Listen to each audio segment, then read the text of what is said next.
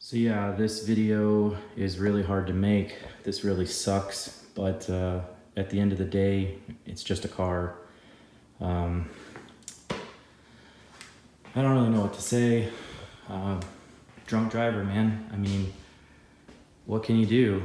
I tried to avoid it. I tried to get myself out of a real jam, and I just was unsuccessful. I went off into the grass, and it was kind of wet because it had cooled down overnight, and there's some dew on the grass. And yeah, this is the aftermath.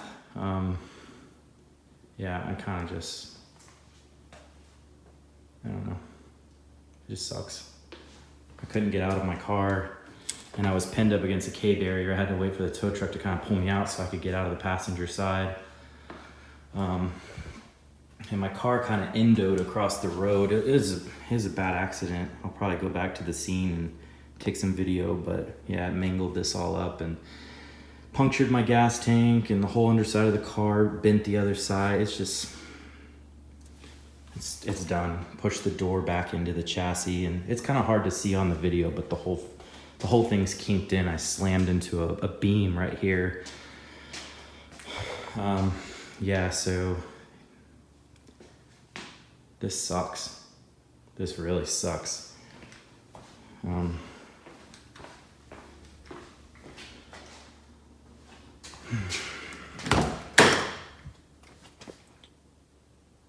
Smacked my head on the window, smacked my head towards the steering wheel. That was pretty nasty. My arms were killing me because they were locked into the steering wheel, and God, it just really sucked. And then I felt like somebody drove a nail through my back because the whole back end of the car lifted up off the ground. It endoed across the highway into the median, and it slammed back down on the ground on the highway. So I felt pretty much everything. It kind of bent my seat. Yeah, I mean, there was no avoiding that person. They just swerved right in front of me, and they hit their brakes. I don't know if they were trying to make an exit. I don't know what the deal was. They kind of lost their car, but they just went off in the grass, and they were fine. They missed the whole sign that I hit, and I couldn't get in the next lane because there was a car next to me there. And luckily, I don't know if somebody chased them down or what. Seemed like a few cars went after them. I don't know. I guess I'll wait and see if police come back and say that they caught somebody. I had like 4 people on the side of the road giving statements saying, yeah, this car just whipped in front of him, like hit his brake. I don't know what he was doing, or she, or whoever's driving. They kind of lost it in this little Scion. And then, yeah, the second I just got over into the grass, I just lost the car instantly. There was no controlling it. There's like literally nothing I could do. I feel like I'm a pretty decent driver, but I mean, once you hit loose gravel and wet grass, it's real hard to steer out of it. And honestly, I got really lucky. The beam just hit right here, smashed. I mean, look at the door, just like flayed it open. Can't even open it. Just pushed all of that in. God, I'm so upset. But yeah, so I will basically start taking all the parts off this car. I think my engine's still fine. It was running. I turned it off real quick. The second I realized that it was still running, I shut the car off. It was still running. It didn't sound weird or anything like that. So honestly, probably just this back piece, and the whole frame and everything's all kinked and jacked up. So this car is a goner. It's over for this thing. So I'm gonna recoup whatever parts I can out of this thing. Not sell it. I'm just gonna take all the parts off this car that I could possibly reuse on something else. This engine and the transmission and everything, that'll probably go into the truck. Also have a little bit of bad news on that. That little deal fell through. Turns out the frame was totally shot on that truck. I went to go look at it. It was no good. So it wasn't an issue getting money back, my deposit back for that truck. But so yeah, I'm on the prowl again for another little Nissan pickup truck. And yeah, I'll basically be swapping all this stuff into it, probably the subframe, basically everything that I can. But yeah, I mean, my brakes are fine. This wheel is fine. This wheel is, I don't know yet. I need to get underneath the car and look at the back side of this wheel. The suspension's compressed and broken, so Oh, dang it. Man, this is a rough one for me. This is a lot of time and energy.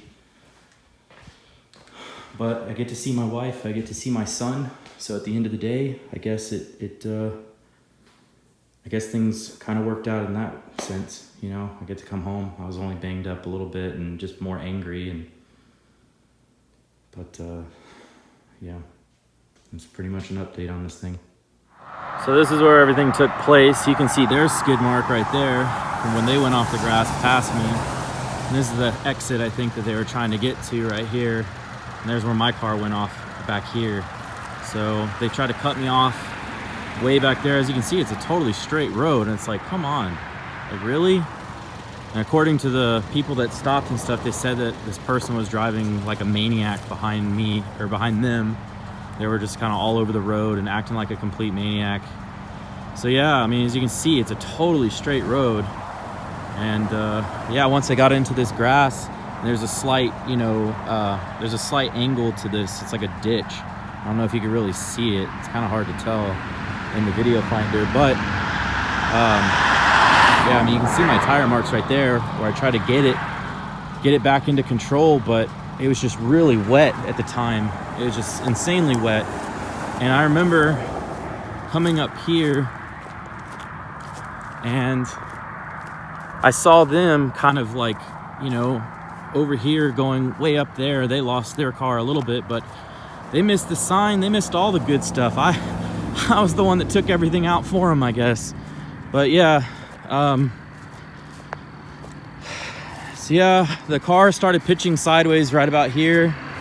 And I don't know the engineer that made this pole and this sign, but whoever you are, thank you. That saved my life. This breakaway cleat, this breakaway style cleat is pretty much what saved my legs and probably my life. Because as you can see, here's the pole. This is all my car did to this pole. This thing weighs a good, I don't know, like 80 pounds easily. This thing weighs about 80 pounds. It's just solid steel I-beam. And here's the top half of this I-beam. And this is where things got really ugly for me. So you see this is like a little drainage ditch or something. I don't know what this thing is. It's a little culvert. Well, I came in sliding in. I'm completely sideways at this point. And I hit this rock. And then I just hit this dip right here. It's not really hard. It's kind of hard to see, but I hit this dip. That's what rips my wheel underneath it. And then I guess at a certain point, my car just started to dig in. And this is where things get really crazy. The whole ass end of the car just lifted up off the ground and it went completely across the other side of the road. Like my car was like this, sliding across the road. And I ended up over in that median where that K barrier is, and that's why I couldn't get out of my car. So yeah, this is kind of the scene of the deal, but man, if that thing would have been planted in the ground, like if that would have been a solid beam in the ground, I would not be making this video right now. For sure. My car would have just wrapped around this thing. So, anyways, that really sucks. You know, doing your own thing, heading back home, minding your own damn business, and you just get ran off the damn road by a drunk driver. You know, what are you gonna do? It just sucks. And as it turns out, I was making a video for you guys. I did a transmission swap, and I was actually making a video because my fifth and reverse went out, and I was getting down to the bottom of what caused it. Turns out to be the selector shaft pin for fifth and reverse. But yeah, it's kind of a moot point now. But yeah, here it is. Right there. All because those dumbasses were trying to make this exit, most likely. Unreal.